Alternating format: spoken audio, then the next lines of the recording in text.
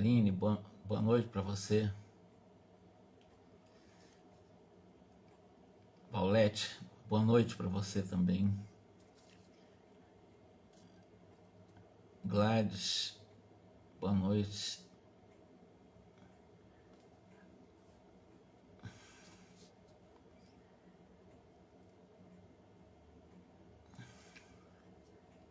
Alice, boa noite. Muita paz para todos vocês. Nós hoje vamos fazer uma reflexão ainda sobre o tema, como eu disse para vocês, que é um tema controverso e que nós possamos, não vai ser também somente hoje, ainda no sábado que vem, é a questão dos ovoides. Existem muitas, como eu disse, controvérsias em relação à compreensão da deteriorização do perispírito. Muitos não compreendem como é que isso acontece. Eles, evidentemente, não estudam como é que é a sinergia da matéria mental, das energias do nosso mundo mental, que estabelece exatamente a formatação através do que o André Luiz chama de corpo mental, que na realidade é a nossa essência, né? Vamos chamar assim, é a centelha divina que nós somos. Porque nós somos uma centelha divina, nós somos uma centelha criada por Deus, então nós somos uma centelha divina. E o André Luiz chamou de corpo mental, que dá forma ao perispírito, que dá forma ao corpo. Pois bem, é fácil nós entendermos quando nós estamos com os pensamentos obnubilados, como nós chamamos, totalmente obstados, ou seja, pensamentos negativos, tensos, tóxicos, de ódio às vezes mesmo. Esses pensamentos nos trazem um mal-estar muito grande, nos traz doença, nos traz dor de cabeça, nos traz desânimo, irritabilidade, vai intoxicando o nosso sangue, vai criando grandes problemas para o funcionamento do sistema, tanto imunológico também como endocrínico, que são as produções dos hormônios internos. Então, esse pensamento continuamente mantido vai estabelecer uma deformação por falta de uso ou de funcionamento de uma glândula ou das funções sanguíneas, as questões da imunização do nosso corpo. Isso vai se deteriorando e em algum momento para de funcionar. E evidentemente, basta nós olharmos pessoas que estão em estado terminal na vida física, eles perdem praticamente as características humanas, eles viram praticamente pessoas cadavéricas, os olhos ficam bastante profundos, arroxeados, a pele, né, ela fica bastante bem próximo dos ossos, a pessoa fica desfigurada. Há uma desfiguração quando as pessoas já estão muito próximas da desencarnação. Há essa alteração, inclusive fisiológica. E o perispírito também, quando os espíritos estão intoxicados no ódio, na vingança, na crueldade, no alto ódio, no ódio a Deus e etc., elas estão alimentando uma energia em que não possibilita o funcionamento de sua estrutura perispiritual. O seu arcabouço perispiritual perde as funções e vai se tornando um tipo de uma esfera, vamos chamar de uma esferoide. O André Luiz achou por bem chamar ovoide, achando que fica numa forma de ovo. Mas esferoides, ou então às vezes com características de ameba, de polvos, coisas assim desse tipo, sem forma definida. E nós paramos na última lição que nós conversamos aqui sobre a visita que o André Luiz, que o Gúbio e o Eloy estavam fazendo. Visita não, fazendo assim, um passatempo espiado que o Gregório deu, até uma conversa direta com o Gregório, para que o Gregório saiba exatamente o que eles estavam fazendo lá, porque eles vieram em nome de uma Matilde, que ele ficou meio balançado, etc. Então o Gregório deu para eles uma liberdade até esse encontro mais ou menos à noite, ao entardecer. Eles foram fazer essa, aspas, né, esse passeio lá pelas regiões bem pesadas do umbral, onde estão exatamente essas cidades, em que o Gregório é um dos sacerdotes, comandante lá. Veja bem, eles viram várias cavernas, eles viram vários penhascos, vários abismos, eles viram seres de todas as formas, eles viram seres possuídos, ou seja, perseguidos, ou pelo menos estavam muito próximos, grudados a eles, essas esferas. Esses seres ovoides, que foi explicado para André Luiz, que eram seres que perderam a forma humana, como que numa segunda morte, um tipo de uma segunda morte. Perderam a funcionalidade do perispírito por causa de muito ódio, de vingança. Pois bem, então eles entraram numa caverna, ou bem no começo da caverna, em alguns metros dentro da caverna, e se encontraram uma esquálida mulher estendida no solo. E no capítulo que o André Luiz propõe, ele vai analisar exatamente um processo gravíssimo de vampirização por 3 esferoides ou ovoides nessa mulher. Como é que vai ser dado o drama para resolver esse drama dessa mulher? Como é que será desenvolvido o planejamento para que isso possa resolver? Para que a espiritualidade possa resolver essa questão dessa mulher nessas condições e esses 3 ovoides lá ligados ao perispírito dela. Mas antes de entrar no processo de vampirização profunda que vai ocorrer, que está ocorrendo na realidade, já está ocorrendo, e uma programação de uma possível reencarnação dessa mulher esquálida, né? Eu quero voltar a refletir com vocês, porque eu citei Herculano Pires, e citei com propriedade, considerando, quando eu estava analisando, uma segunda morte. O Herculano Pires, em algum momento, ele levantou questão em relação aos tais ovoides. Ele não assimilou bem essa novidade. Não quer dizer que ele negou o que aceitou. Ele escreveu um livro que eu acho que vocês conhecem, e se não conhecem, eu até recomendaria. Vampirismo é o título do livro que ele escreveu. E eu vou falar um pouco sobre isso também. Nesse capítulo, certamente não termina hoje, a questão do vampirismo. Diferente do vampirismo daqueles micro-organismos que está lá em Obreiro da Vida Eterna, esse vampirismo é diferente. Vampirismo exatamente considerando ovoides ou obsessores pertinazes. E eu escrevi alguma coisa, botei assim: deparamos com a palavra ovoide geralmente ligadas a comentários quando nós estamos falando em obsessão. Comumente, no senso comum, há aqueles que de vez em quando citam que a pessoa está obsediada, perseguida por ovoide, por seres sem a forma humana. E para poder abordar esse assunto, nós somos convidados a refletir sobre os processos obsessivos. Não profundamente, mas vamos analisar primeiro as questões obsessivas antes de entrar nesse caso que o André Luiz vai contar, dessa mulher esquálida que está a alguns metros por dentro de uma caverna, nas mais densas brumas daquela região, onde Gregório é um dos comandantes lá, de várias falanges. Nós podemos definir a obsessão como ação de espíritos que, através, evidentemente, de ondas telepáticas mentais, pensamentos telepaticamente falando, impulsionam as suas vítimas ou quem está ligado telepaticamente com esses espíritos inferiores para o mal, ou que possam causar danos físicos, psicológicos e danos mentais. E um processo obsessório, ele leva, evidentemente, a uma situação a esse nível.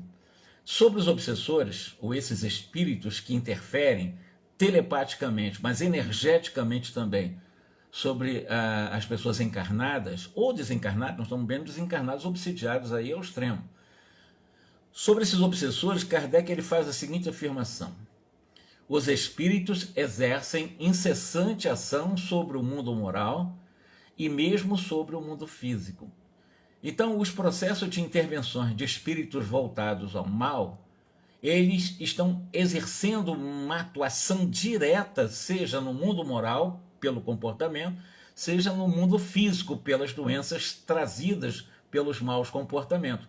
Quem diz isso é Allan Kardec. E eu analisar exatamente, sabendo que os espíritos podem atuar sobre a matéria e sobre o pensamento, evidentemente constitui, segundo Allan Kardec ainda, o que ele chama de potências da natureza, ou seja, causas concretas de uma multidão de fenômenos que então, inexplicados ou mal explicados e que não encontram explicação racional senão no Espiritismo. Isso Allan Kardec está falando sobre a questão da obsessão, da subjugação, e evidentemente ele está falando que há uma interferência tanto física quanto moral no comportamento. As relações dos espíritos com os homens são constantes. Os bons espíritos nos atraem para o bem, nos sustentam em nossas provas da vida, nos ajudam a suportar com coragem, com resignação.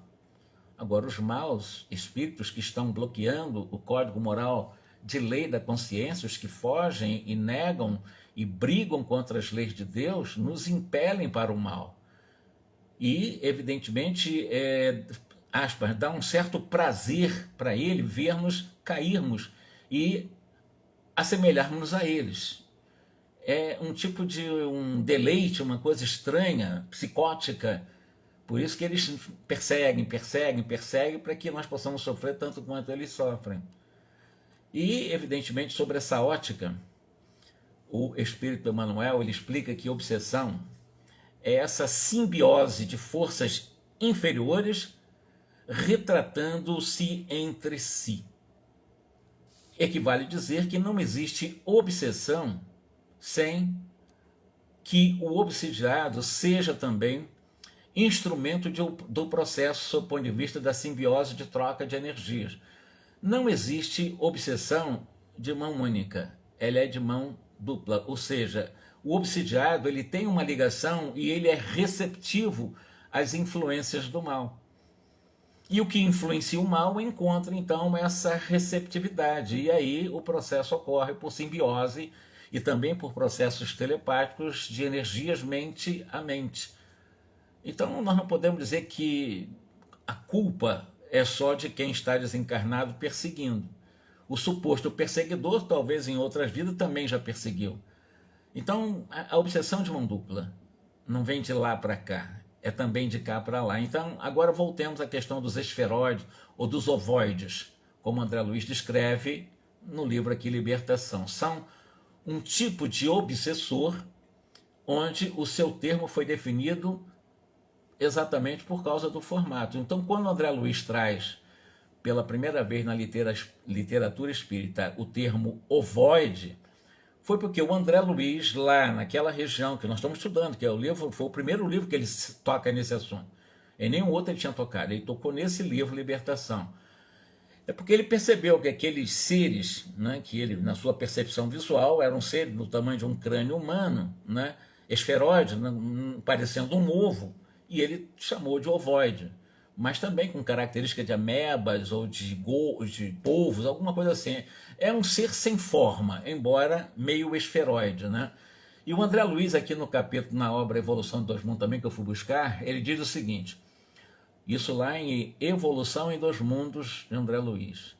Os órgãos do perispíritos se voltam instintivamente para a sede do governo mental, onde se localizam ocultos e debilitados na base dos pensamentos em circuito fechado sobre si mesmo.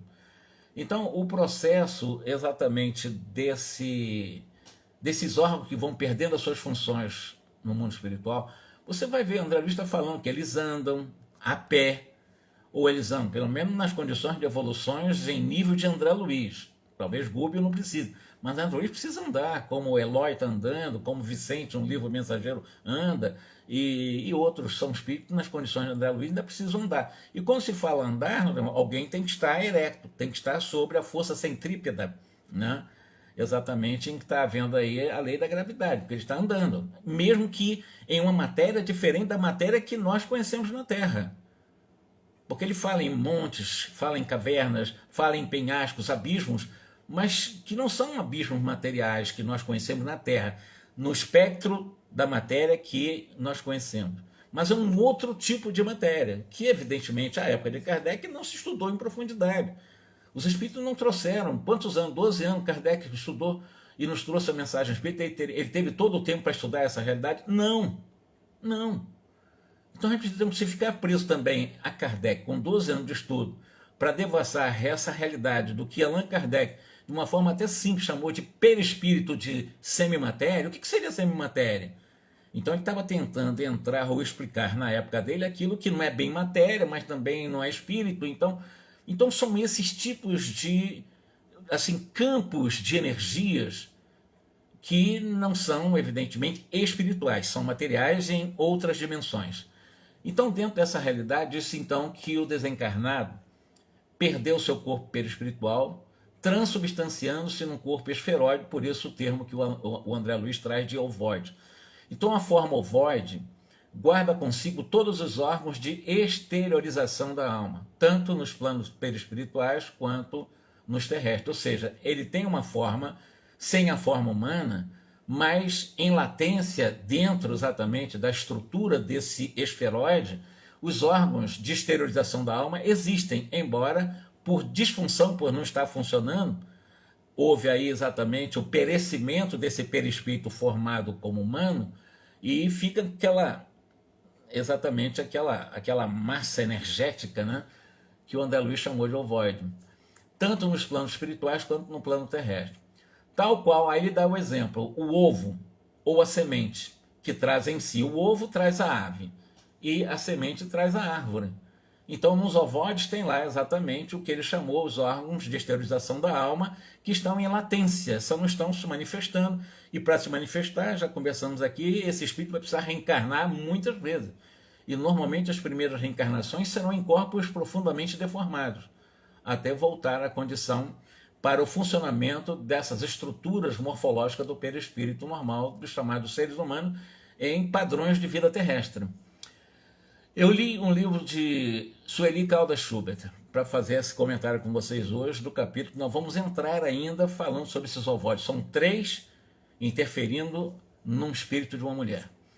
Sueli Caldas Schubert, ela escreve no livro Obsessão e Desobsessão, que após o desencarne, o espírito desejoso de vingança, ou ainda presos a vícios, envolvem-se ou influenciam aqueles, sobretudo, que lhes são objetos de perseguição e atenção.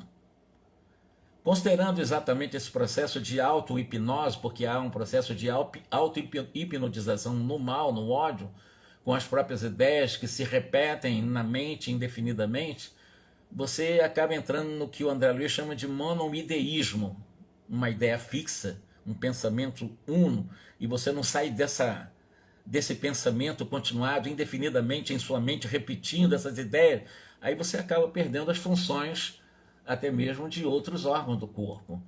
Em consequência, os órgãos do perispírito se encolhem por falta de função, assemelhando-se então aos esferoides, aos ovoides, Sueli Caldas Schubert, obsessão e desobsessão. E ela continua.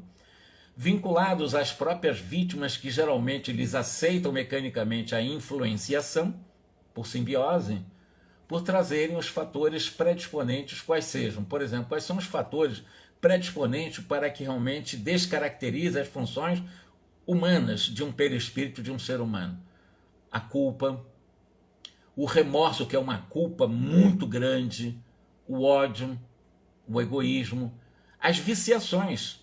Os tóxicos das sombras do mundo egóico é que realmente estabelecem ou predispõem a não funcionalidade desses órgãos do perispírito. E o perispírito pode ir perdendo a sua forma.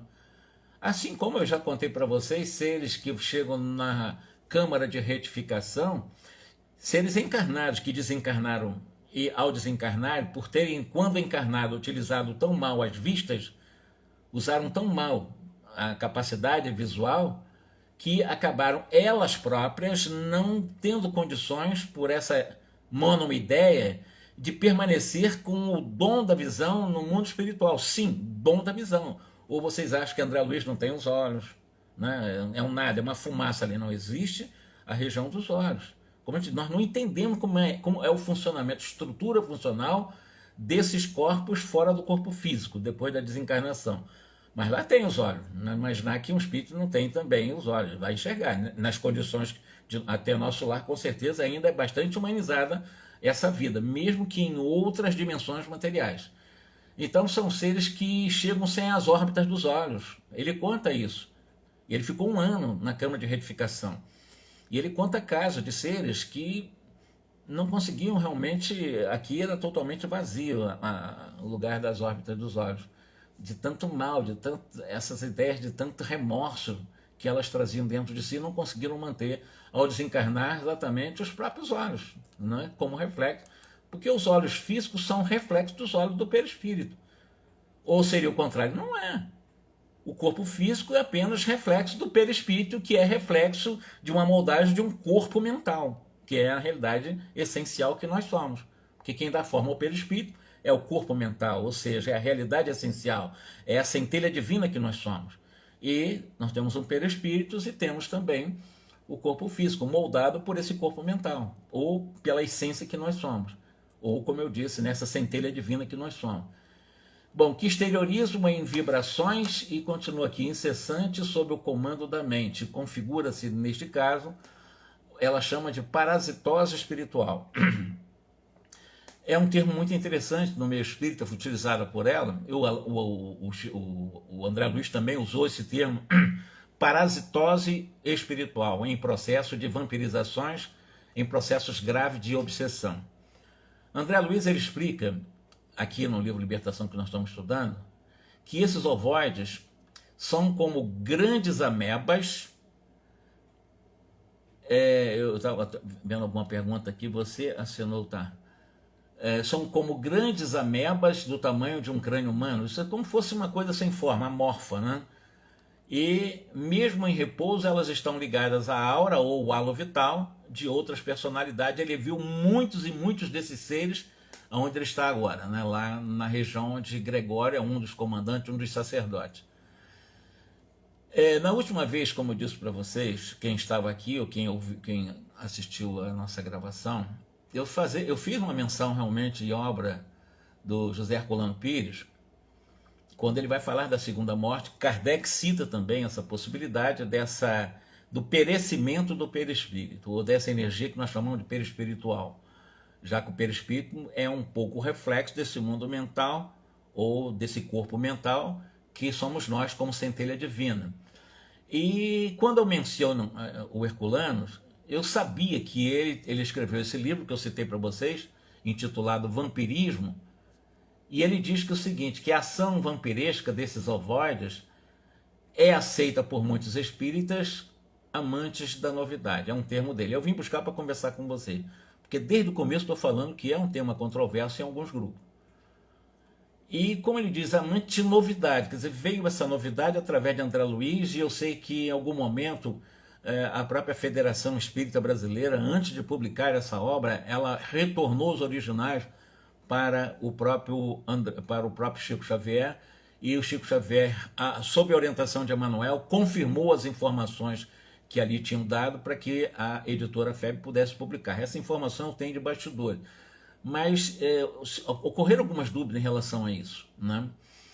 E o Herculano Pires ele bateu um pouco de frente como se fosse uma novidade, né? O novidadismo que existe no movimento espírita em termos de vampirismo, e o livro que ele escreveu tem o título Vampirismo. Então, para ele, essa novidade não teria, segundo ele, vamos analisar conforme ele escreve no livro dele, né, condições científicas e nem respaldo metodológico para ser integrada no que ele chama de doutrina espírita, na visão dele. Tá?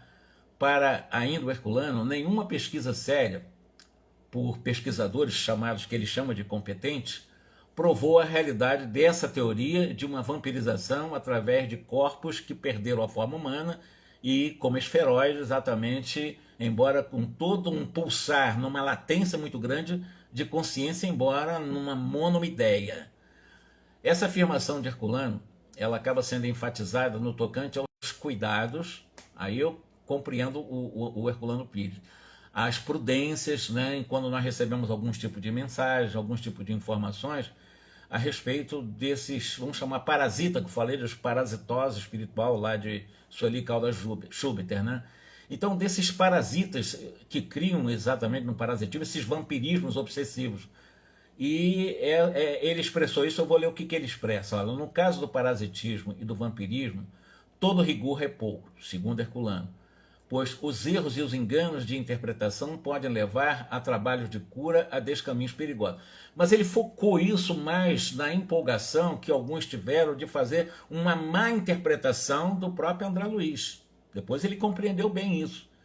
Então, se nós não encararmos o parasitismo e o vampirismo em termos rigorosamente doutrinários, evidentemente, nós vamos criar a escola de fanáticos e que não trarão resultados para as propostas terapêuticas. Então, precisamos realmente de um devido respeito ao método que Kardec utilizou. Negar 9 verdades entre 10 a aceitar uma mentira. Então, nós estaremos sujeitos a serem enganados, evidentemente, por espíritos mistificadores que passarão a nos vampirizar.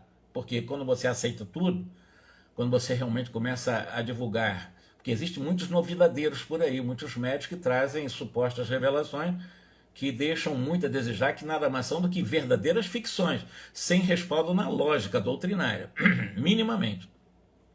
Então, o vampirismo é um fenômeno típico de relações interpessoais. O processo de vampirização, de alguém sugar energia mesmo de alguém, existe até entre encarnados e encarnados. Às vezes até subconscientemente, a pessoa está fazendo isso sem saber que está fazendo.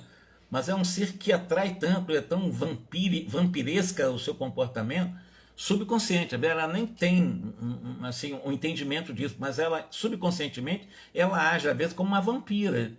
Vão de encarnar para encarnado. Agora vocês imaginam isso, desencarnar para encarnado, com a intencionalidade. A coisa complica muito. Por isso que eu concordo com o Herculano Pires, precisamos ter muito cuidado ao analisar a questão da obsessão. Ele disse, na vida material, como na vida espiritual, o vampirismo é um processo comum e universal no relacionamento afetivo e no relacionamento mental entre nós, entre as criaturas encarnadas e desencarnadas. E esses ovoides, ou esses esferoides, eles parasitam sobre suas vítimas, na maioria das vezes, por afinidade e ou vingança. Agora, levando para o caso concreto, que eu vou analisar com vocês, talvez não hoje, no próximo sábado, os casos concretos analisados por André Luiz, talvez eu comece hoje, né, desses 3 ovoides que vão exatamente, estão já acompanhando essa mulher magérrima, né, totalmente cadaverizada, alguns metros na entrada de uma das cavernas nas regiões penombrosas, onde se encontra exatamente, né, a soberania dos gregórios da vida. Isso acontece porque tudo na natureza concorre para a estabilização das trocas energéticas. As trocas se fazem ao nível do perispírito, do corpo físico e da mente. Fluidos mentais, perispirituais, fisiológicos são assimilados ou eliminados, alterando seu estado mental, perispiritual e fisiológico. Destas trocas pode resultar aquilo que André Luiz chamou de infecção fluídica. Tu veja lá, parasitose espiritual utilizada por Sueli Caldas Júpiter, infecção fluídica utilizada aqui por André Luiz, dentro dos vampirismos, dos processos de vampirização. São assuntos complexos, em muitos momentos controversos, mas são assuntos que não são tão difíceis de ser compreendidos. Nós que pegamos o livro dos médiuns e começamos a trabalhar e estudar a questão da obsessão, especialmente os capítulos da obsessão, nós vamos entender com facilidade. E o próprio Allan Kardec, que eu citei aqui, mostra que os espíritos interferem tanto na vida moral como na vida física do ser humano. O Allan Kardec ele faz a afirmação. Então nós temos, e o André Luiz vai falar de infecção fluídica. O que é isso? Um espírito doente, um espírito que tem uma energia muito pesada, densa, tóxica pelo ódio, pela vingança, pelas energias realmente de várias viciações no campo da sexualidade, do sensualismo, do poder, etc.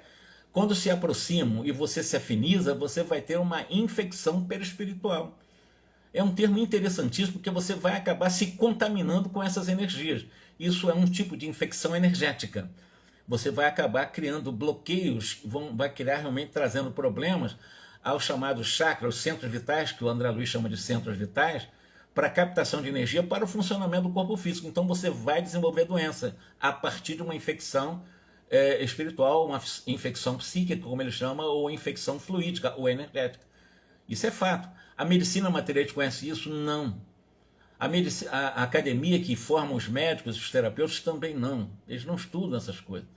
Eles ficam restritos ao parâmetro exatamente da vida que no mundo reinado pela física para explicar a vida dos fenômenos da matéria. E a matéria reina absoluta nas academias. Quando a gente ultrapassar essa matéria densa que nós conhecemos, já falando em física quântica, e física quântica já está falando em vida subatômica, nós estamos falando de forças nucleares, nós estamos falando de forças nucleares, forças poderosíssimas do núcleo de um átomo, já conhecido em suas subdivisões, em boa parte subdividido. E então nós estamos falando de uma força totalmente diferente do que Newton estudou. Então essa até mesma visão de espacialidade, de temporalidade, já está praticamente para as calendas, já é obsoleta considerando a física pela força nuclear estudada pela física quântica. Aí nós entraremos também para entender o que seria uma vida chamada espiritual, que não é espiritual. Nosso lar é uma colônia espiritual? Não, é uma colônia. Houve aqui uma pausa na nossa internet, eu peço perdão. Continuando, voltando aqui, ou seja, quando nós desencarnarmos, nós atuamos, na realidade o que eu coloco aqui no meu roteiro é o seguinte: quando desencarnados atuam sobre os encarnados, excitando-lhes a imaginação com formas mentais monstruosas, voltando à questão da infecção psíquica ou infecção fluídica, ou até em função das parasitoses espirituais. Evidentemente, quando se fala formas mentais monstruosas, nós imaginamos exatamente essas formas mentais de verdadeiros monstros, né, de verdadeiros seres que não têm, nos nossos catálogos de monstros desenhados, até mesmo alguma coisa que se compare. São coisas terrivelmente assustadoras. Isso pode determinar até mesmo o colapso da função cerebral, com, evidentemente, consequência arrasadora, a psicopatia em muitos seres. Então existem muitos seres, e quem analisa isso com propriedade já há muitas décadas, é o próprio doutor Bezerra de Menezes. Ele tem uma obra, A Obsessão sob o Novo Prisma, A Loucura sob o Novo Prisma. Vocês se analisarem, lerem, vocês vão ver como é que o Bezerra de Menezes analisa a questão da loucura. Então existem processos dessas infecções espirituais, ou infecções psíquicas, ou infecções fluídicas, que podem levar aos arrasamentos da função cerebral e trazer exatamente essas arrasadoras psicopatias, por um processo obsessório. E digo mais, vocês vão ver aqui comigo, que estiverem me acompanhando, que todo o projeto de um processo de perseguição a um ser humano encarnado é levar esse ser humano encarnado a desencarnar, por um processo obsessório. Eles utilizam muitas técnicas de magnetismo para desencarnar, que é a Margarida, que é filha, espiritualmente falando, de Gúbio, que é um dos instrutores do livro. Ela é uma filha espiritual dele. Então vejam o compromisso que tem as seclas do Gregório é matar, é levar à morte a Margarida. Então existem obsessões que podem levar à morte. Esse houve uma intervenção, e os que não há intervenção, os que não houveram, que nós não sabemos. Então a obsessão é uma coisa muito grave. Eu diria que existe no mundo hoje uma pandemia obsessiva. O grande problema da humanidade hoje, para mim, está muito ligado às questões mais transcendentes, metafísicas, do que física. São as questões de obsessões de comandantes de países, de exércitos, de meios políticos, de tribunais de justiça e etc. A obsessão, pegando meia dúzia, desestabiliza comunidades inteiras, e o planeta fica desestabilizado. Então a obsessão, para mim, é a grande pandemia do mundo. É o grande problema a ser resolvido ainda, e com muito tempo, porque já que nós sabemos que um processo obsessório grave pode determinar colapso cerebral em cada ser obsediado, e isso vai trazer processo psicopatológico. Imagina o mundo, todo mundo doido, todo mundo louco aí fazendo besteira, rasgando dinheiro, no sentido metafórico, né? A dependência em que o homem se acha algumas vezes em relação aos espíritos inferiores provém de sua entrega aos maus pensamentos que os maus lhe sugerem, e não porque existe um pacto feito entre eles. Não existe pacto entre o bem e o mal, considerando os processos obsessórios. É claro que existem certas linhas de crendices, de seitas, que eles fazem pactos. Nós sabemos. E isso é analisado no Livro dos Espíritos. Analisa-se com profundidade a questão dos pactos. Existe essa inter-relação. Mas na obsessão, como nós estamos analisando aqui, o pacto, no sentido vulgar do termo, é uma comparação que, para simbolizar uma natureza de má o que eu chamaria de natureza má simpatizando com espíritos malfazejos. Ou seja, uma pessoa com tendência mal, uma tendência ruim, uma tendência desonesta, desonrosa, com espíritos malfazejos. Há pacto não, há apenas simbiose de energia. Não, aquele entrou em pacto para realmente para me levar para fazer o mal. Eu já tenho a tendência para o mal, eles apenas aproveitam a minha tendência e aí, evidentemente, a coisa acontece e pode desestruturar até a função dos chamados funções neurotransmissoras do cérebro e me trazer graves problemas psicopatológicos. Emanuele completa dizendo o seguinte: os espíritos são atraídos pelos pensamentos e não pelas coisas materiais. Porque existem pessoas que utilizam coisas materiais para fazer mal aos outros. Pega objetos de alguém.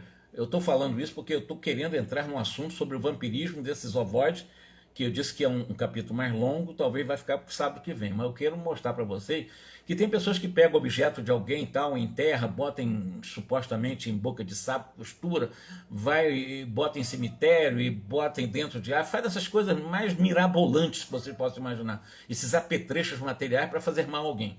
Muita gente utiliza isso. Muita gente. Eles fazem pactos realmente com os espíritos infelizes, ainda habitantes das trevas, para que através desses materiais que eles utilizam como, aspas, um tipo de bengala psicológica para alcançar seus objetivos. Então eles utilizam isso como uma bengala e se apoiam nessas oferendas, nesses tipos de situações, para que nesse pacto eles possam alcançar seus objetivos no mal. Destruir casamento, destruir vida de alguém, etc. Enfim, é o que acontece entre os seres humanos encarnados. Então vocês imaginem que um umbral é na crosta terrestre. Os seres encarnados são muitas vezes muito pior do que os obsessores, tanto agindo sob a influência deles, como também acabam de si próprio com uma tendência de natureza má, fazendo mal aos outros. Então, um objeto funciona, pega uma camisa de alguém, uma roupa de alguém e quer fazer exatamente mal a esse alguém, na realidade, repito, esses apetrechos que são utilizados ainda hoje em muito tipo de magia que se faz, em muitos centros aí de supostas mediunidades ou mediunidades de baixa vibração, esses materiais, esses apetrechos são utilizados como bengalas, como eu disse, né? Como verdadeiras muletas psicológicas para alcançar seu objetivo, ou seja, é mais do mundo mental, como diz Emmanuel, ou seja, os espíritos são atraídos pelos pensamentos e não pelas coisas materiais. Agora, é claro que acaba essas coisas materiais sendo um tipo de bengala psicológica, mental, num movimento psicológico de ligação. Aí há uma fixação mais forte, há uma sintonia, uma simbiose mais forte com objetos materiais, mas não que o objeto material em si tenha alguma influência, apenas uma bengala para que haja um movimento psicológico para se alcançar esse objetivo, ou seja, mente a mente, não tem nada a ver com o objeto. É a mente que vai exatamente infeccionar, é a mente que vai criar a parasitose, é a mente que pode levar à morte. O que eu estou dizendo é sério. Vocês vão ver na continuação do nosso estudo do livro Libertação, que o projeto de Gregório e a turma dele, centenas dele, é para matar Margarida. É matar, não é apenas obsidiar, levar para a cama, não. Levar para a cama para adoecer, não. Levar para a loucura, são. Loucura é pouco. Queriam destroçar a vida física dela para que ele tivesse nos planos que ele tinha lá, nas trevas que ele comanda. Para evitar ou afastar esses obsessores, o que são necessários, o que a doutrina espírita nos ensina? Para quem está entrando no espiritismo, porque isso acontece em qualquer lugar, em pessoas que são evangélicos, católicos, materialistas, acontece em todo lugar. Mas para nós espíritas é muito importante nós conhecermos a verdade para nos tornar livres dessas coisas. Então o conhecimento da doutrina espírita, um espiritismo sério, estudado a partir de Kardec, com Kardec, e as obras complementares consagradas também, e nos esforçar para exercitar o tempo todo as virtudes. As pessoas chamam de reforma íntima. Eu não acredito em reforma íntima, eu acredito em esforço continuado, paciente, perseverante e disciplinado, para você desenvolver virtudes, porque reforma íntima dá a impressão que você não é essa centelha divina. Não, você é centelha divina. E essa centelha divina te dá força para você fazer esse trabalho desse esforço continuado, para você exercer virtudes para ir ressignificando as viciações. Aí você se preserva contra a obsessão. E aí, evidentemente, você compreender dentro dessa visão de possibilidade de compreensão, tanto esses obsessores, supostos obsessores, e os motivos em que ele leva você a te vampirizar. Isso pode acontecer durante a noite, em que você sai do corpo, em que semi-liberta do corpo e é onde se dão as obsessões. É exatamente durante a noite, semi-liberta do corpo, durante o sono, é que as pessoas começam os graves problemas de obsessão, para quem não sabe aqui. Então você pode fazer um trabalho contrário, é você realmente tentar compreender e buscar as razões e fazer um trabalho ímpio para que você possa também resolver essa sua ligação com tal ou qual espírito que você chama de perseguidor. E por que ele está perseguindo e quem é a vítima nessa relação, né? Então, na maioria das vezes, os fatores do sensualismo, por exemplo, a questão do desequilíbrio no campo da sexualidade, ou das drogas, sobretudo, existem as drogas chamadas ilícitas, mas as que mais escravizam são as drogas lícitas, a partir do álcool. Ou destilado ou fermentado, o álcool ele escraviza e ele traz graves fatores de desequilíbrio emocional, psicológico e mental das pessoas. E, evidentemente, como eu disse, na maioria das vezes os fatores de sensualismo ligados ao desequilíbrio sexual ou das drogas lícitas ou ilícitas são as maiores conexões com o mal, com os obsessores. As casas espíritas, eu estou fazendo aqui uma digressão do nosso capítulo de hoje, porque eu estou falando sobre os ovoides, busquei o Herculano Pires, Sueli Caldas-Chu, busquei Emmanuel para nós podermos reforçar aquilo que eu estou propondo, para dizer, pô, o Jorge está falando bobagem, está falando de ovoides, o Herculano condenou, não condenou nada. Ele disse que era uma novidade, que ele tinha medo de colocar essa novidade nos assuntos ligados ao vampirismo. Então, vamos ter precaução e tal, porque é uma novidade. Ele só falou isso, não falou nada mais do que isso. E realmente a gente sabe que a pessoa que estuda pouco é muito empolgada e fala muita besteira. O Herculano era muito sério no seu estudo, e eu concordo com ele nesse aspecto. Então, nos centros e grupos espíritas bem orientados, as perturbações espirituais de ordem no campo da sexualidade, no campo da sensualidade, são tratadas de maneira especial, deveriam ser tratadas de maneira especial, né? Dando primazia, priorizando em pequenas reuniões privativas, com médios moralizados, com médios preparados, que estão prontos para esse trabalho, para enfrentar esse problema. Imagine você botar uma pessoa com tormentos no campo da sexualidade com um médio desequilibrado também nessa área. Vai virar bagunça. Como nós vemos histórias, e muitas histórias contadas em romances, de espíritos que caíram nesse campo. De espíritos que foram vigilantes, que acabaram destruindo seus próprios lares.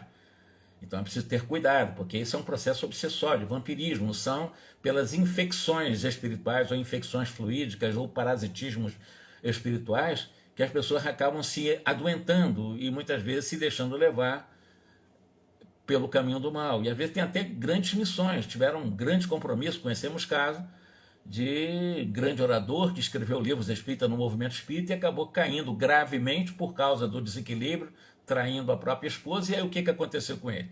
Ele acabou a vida dele como alcoólatra. E ele era um grande líder, tem livros que não vou citar quem é, mas Manuel Filomeno de Miranda usa um pseudônimo sobre ele num dos seus livros. De qualquer maneira, é preciso ter cuidado com a obsessão. A obsessão arrasa a vida de cada um de nós.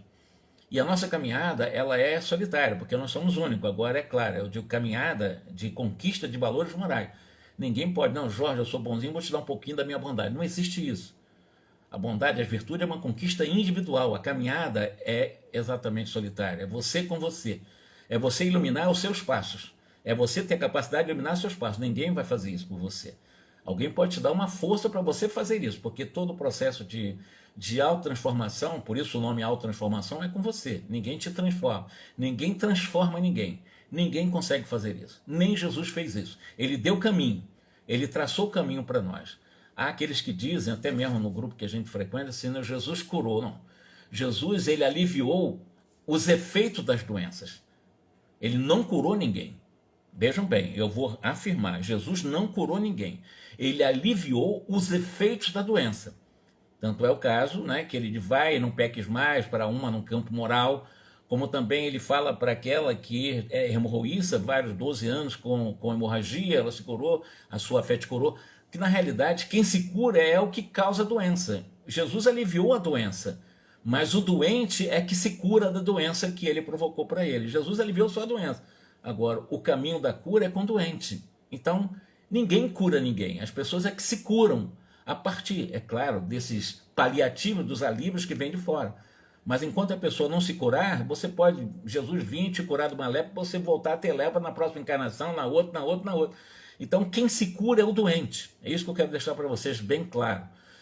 Então no caso das obsessões alcoólicas, por exemplo, os casos de obsessões toxicômanas, por exemplo, outras do mesmo gênero, são muito graves de tratar seres humanos nessas condições. Então é necessário o máximo cuidado na seleção das pessoas que vão tratar do assunto com essas pessoas doentes. Eu estou falando no centro espírita, né? Exatamente para evitar os prejuízos de comentários negativos que podem influir fatalmente sobre os casos, provocando às vezes agravamento e de forma até inesperada e evidentemente a situação das vítimas piora. Eu estou dizendo tudo isso para vocês, preparando o caminho para retomar o capítulo do qual essa esquálida mulher estendida no solo, em que Gúbia, né, recomendou ao André Luiz para que ele pudesse aguçar a sua capacidade visual e para que ele pudesse realmente ver o que estava acontecendo com ela na beira da caverna, nas regiões umbralinas, lá pesadas. E o André Luiz percebeu essas 3 formas de ovoides nela, nesse espírito, né? Ovoides diferenciados entre si, tanto na localização como nas cores dos ovoides, e a partir daí é que nós vamos analisar na nossa próxima live qual é a história que se desenrola a partir dessa visualização de André Luiz, que também na escutatória ele também teve a capacidade de ouvir o que vinha da mente de cada ovoide e também desse espírito que estava ali sob a influência de 3 ovoides no seu perispírito, em localizações diferentes, com colorações diferentes. E evidentemente esse assunto ele é mais complexo, mas eu dei uma entrada hoje, eu fiz uma introdução para falar sobre esse vampirismo que nós vamos falar no livro Libertação, na próxima reunião, que seria no próximo sábado às 21 horas, tá ok? Combinado assim? Porque faltam em torno de 15, 20 minutos, eu não teria tempo para falar todo o capítulo sobre esses 3 ovoides, sobre essa mulher esquálida lá naquelas cavernas das regiões densas, onde existe um soberano, dentre outros, né? Um juiz, que é o Gregório, que tem os seus asséquios aqui, trabalhando já em processos de intervenção direta para eliminar um ser humano. Ok? Ficamos aqui, combinado? Que Jesus nos abençoe e que nós possamos, então, no próximo sábado, entrar nesse assunto, propriamente nesse vampirismo com ovoides, e vamos ver onde é que nós vamos chegar, como é que será programada a reencarnação dessa mulher e tal, etc e tal. São os detalhamentos que o André Luiz nos traz nesse capítulo, tá bom? Que Jesus nos abençoe, uma ótima noite para vocês, Lazarine, Alice, Gladys, nós temos a Paulette, Cristina, eu estou vendo aqui, primeira vez, é Psicologia, Walter, eu não conhecia, um grande abraço para você também, não sei se ele assistiu, mas um grande abraço para vocês aí, tá? Boa noite, muita paz, que Jesus nos abençoe.